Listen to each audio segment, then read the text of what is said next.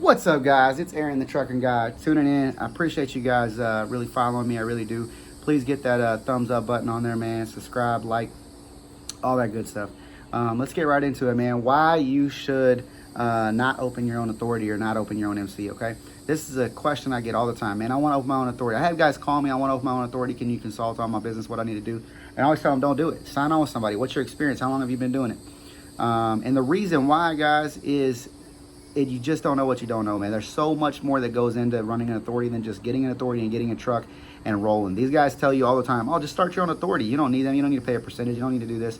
But here's the deal, guys. If you get caught texting and driving, now you have to pay like a $2,500 fine as a driver. But the company also gets issued a fine for like $4,500 or $5,000. But if you own the company and you're the driver, you get busted on both double whammies, right? Whereas if you work for a company like us, maybe we give you a coaching, but we have to cover that other side of it. Maybe we give you a write-up, but you're not responsible for that, okay?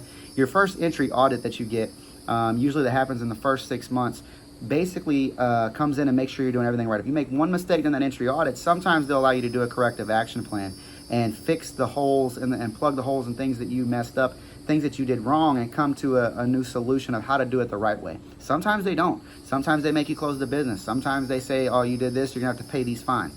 But on your secondary audit, you may get tons of fines based on not having your IFTA correct. IFTA audits are so a complete separate thing that happens if you're running OTR trucking. You have IFTA to deal with. You have IFTA reporting to deal with, right? If you're dealing with those type of things, one of the things that you have to keep in mind is that if you get an IFTA audit and you're not accurate on that IFTA audit, or you're not managing your IFTA correctly or reporting it, or reported it late, you get fines and penalties. As well as if the audit comes in and they see that you were inaccurate or didn't have the proper information or lied about something on there, you can get hit with a bunch of big fines, hefty fines that can be expensive. I mean, they can go from, $0 to $20,000, okay? If you do things like not drug testing yourself or be involved in a drug consortium or all these other things, that having a plan in place for this or that or whatever, when you get an actual audit from DOT, they may come in and give you who knows how many dollars in fines. It could be $8,000, it could be $30,000 for something that you did wrong. So do you really want that responsibility, even though you think it's easy and you're just going to come in and drive, and now you have to make all of these decisions based on where that freight goes. You have to argue with brokers, you have to argue with shippers, you have to do collecting, you have to do payroll, you have to do taxes, you have to do all of these things. You have to do audit, you have to do DOT compliance, you got to deal with EODs, you have the ELDs, you have to keep the records, you have to do so many things, guys, that it really, in my opinion, just isn't worth it if you're only going to have one truck. If you have the anticipation or goals or aspirations of wanting to build 5, 10, 50 truck fleet, then yeah, eventually you're going to have to start your own authority unless you partner with somebody like myself or somebody else that is willing to handle the back end work, the leg work, and you guys just do the driving and manage the trucks or buy the equipment or hire the drivers.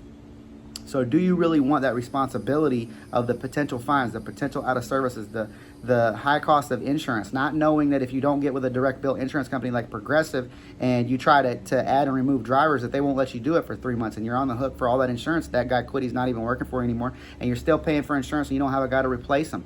So you're into it thousands of dollars. When you first come on, you've got high insurance premiums. They may be $2,000, $3,000 a month. That can be a problem, right? When you first come on, you have a lot of brokerages and companies on the load boards that won't work with you for 30, 60, 90 days. Some of them won't work with you for 6 months to a year. They want a year proof of you being in business for a year before they'll take the risk to work with you. Some it's 30 days. Some of them will work with you right off the bat. It just depends on the company. Setting up packets, doing all the paperwork, dealing with insurance claim. If you've never been through an insurance claim or a truck that's been wrecked or a load that's been damaged, and how to deal with adjusters, how to deal with, investigators and the things that go on with that process, or how to protect yourself with pictures and different things, and how to keep, bill of ladings and do paperwork and do factoring and do banking. If you don't know a lot of those back end side of things on how to run a business, just jumping in and grabbing a truck and getting your own authority isn't necessarily going to work for you, because I promise you, you're going to find something. Somebody's not going to pay you. You didn't credit check somebody. You forgot. You got busy. Or you did credit check them and then they went out of business. Even after they were credit checking, you still don't get paid. Or whatever. There's going to be so many things, guys, that goes into it. Is it worth it when you can just pay, 15, 20, 25% to somebody, let them handle all the credit checks, the banking, the payroll, and when something goes bad, they still have your back. When there's an accident or an audit or anything, they can help you through those things. So that's why I say don't get your own authority. Just don't do it. There's too many people out there that you can partner with that'll help you come on, whether it be a conglomerate like Landstar or it'd be a small mom and pop like us. There's somebody out there that you can partner with that'll handle those headaches for you. Maybe you can negotiate the rate. Maybe you don't like 25% or 20% or whatever. Some companies will negotiate, some won't. You know, these conglomerates won't do it, but they have some benefits as far as some have trailer accessibility if you don't have a trailer. Some have great fuel discounts and fuel card programs. Some have, you know, this, that, whatever the different thing is that basically, you know, courts you into there is why you would want to partner with somebody, have them handle all of that headaches. They have more power to help you get things off your record if you get a failed violation or a speeding ticket or whatever. Maybe they have attorneys. Maybe they have the access to get that stuff removed from your MVR. All these different things, right, guys? So when you come into getting your own authority, understand that you have to handle all of that and drive a truck in the beginning, unless you're going to start off with a driver and a couple trucks and you're just going to handle that side of it. If you've never done it before, it's a lot.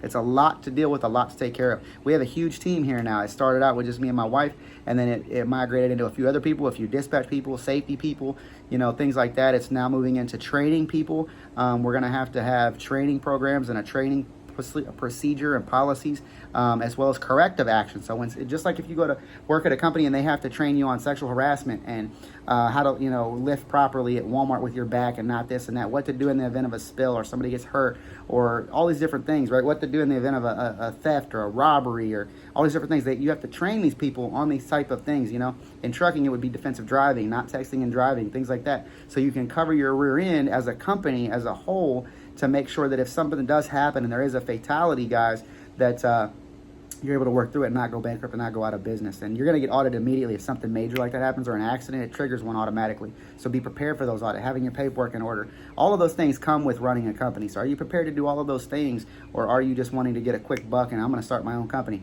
If you're just naive about it and don't understand what you're getting into, and you listen to the guys online and say, oh yeah, just start your own company, screw it, these guys think it's easy. You go apply for an MC number, you go do this, this, this, and this, but they forget to tell you about all the other things, and then they wad, you know, $5,000 around like they just made a whole bunch of money that week, but in reality, they're turning money over because they don't even know how to read a P&L, or they don't even do a P&L. They don't track numbers. And I always say you can't manage what you don't measure. They're not even measuring anything.